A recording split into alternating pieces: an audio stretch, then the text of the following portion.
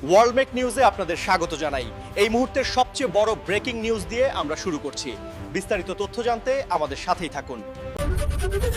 শনিবার কাউন্টিং এজেন্টদের নিয়ে বৈঠকে অভিষেক বন্দ্যোপাধ্যায়। স্ট্রংরুমের কারচুপির আশঙ্কায় থাকছে বিশেষ বার্তা।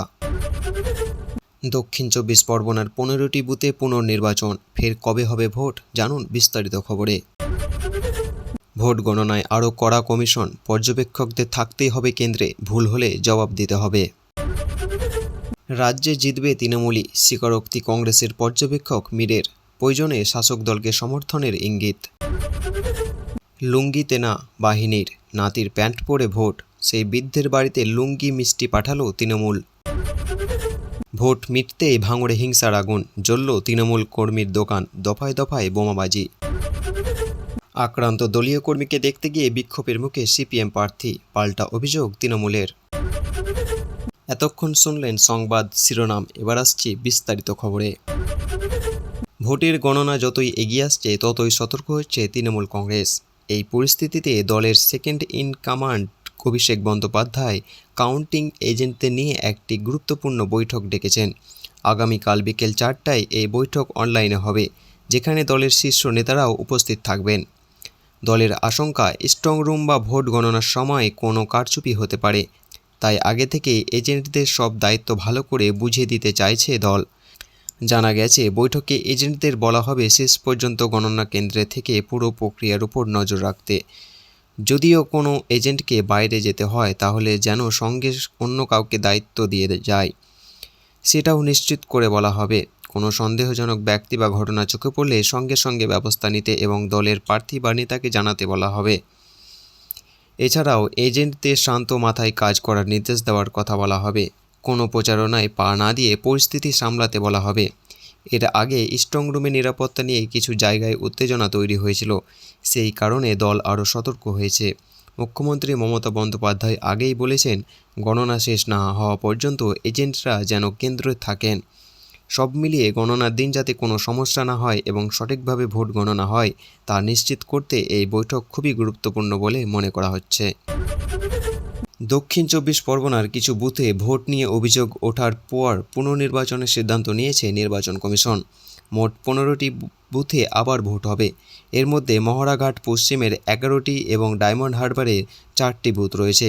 আগামী ২ মে শনিবার সকাল ৭টা থেকে সন্ধ্যা ৬টা পর্যন্ত এই ভোট গ্রহণ চলবে। দ্বিতীয় দফায় ভোট শেষ হওয়ার পর বিভিন্ন জায়গা থেকে একাধিক অভিযোগ জমা পড়ে। মোট ৭৭টি বুথে পুনর্নির্বাচনের দাবি ওঠে, যার বেশিরভাগ দক্ষিণ ২৪ পরগনার। অভিযোগগুলির মধ্যে ছিল ইভিএম মেশিনে টেপ লাগানো, আতর সুগন্ধি দেওয়া, এমনকি ক্যামেরা ঢেকে দেওয়া। সবচেয়ে গুরুতর অভিযোগ ছিল কিছু ভোটারের জামায় স্পাই ক্যামেরা রাখা হয়েছিল, যাতে বোঝা যায় তারা কাকে ভোট দিচ্ছেন। এই অভিযোগ ডায়মন্ড হারবার ও মহড়াঘাট এলাকার দিক থেকে আসে।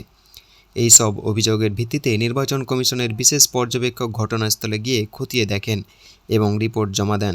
তিনি ফলতা এলাকায় ৩০টি বুথের পুনর্নির্বাচনের সুপারিশ করেছিলেন, তবে কমিশন আপাতত ১৫টি বুথেই পুনর্নির্বাচনের সিদ্ধান্ত দিয়েছেন।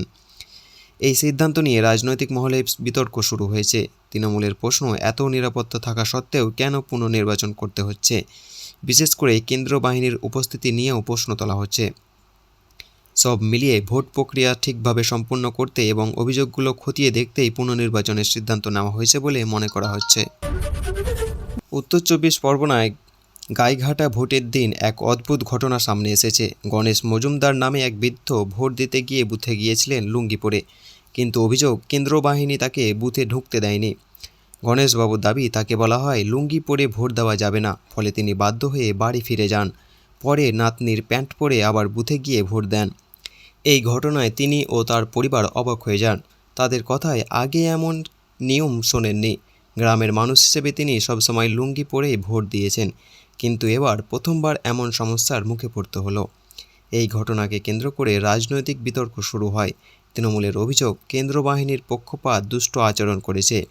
এরপর ভোট মিটে যাওয়ার পর স্থানীয় তৃণমূল কর্মীরা গণেশবাবুর বাড়িতে যান। তারা তাকে একটি নতুন লুঙ্গি ও মিষ্টি উপহার দেন। এই ঘটনার মাধ্যমে তারা প্রতিবাদ জানাতে চেয়েছেন। সব মিলিয়ে এই ছোট্ট ঘটনাকে ঘিরে এলাকায় বেশ চর্চা শুরু হয়েছে এবং ভোটের সময় এমন আচরণ নিয়ে প্রশ্ন উঠেছে। এতক্ষণ শুনলেন বিস্তারিত সংবাদ। আজকের মতো সংবাদ এখানেই শেষ হলো। ধন্যবাদ।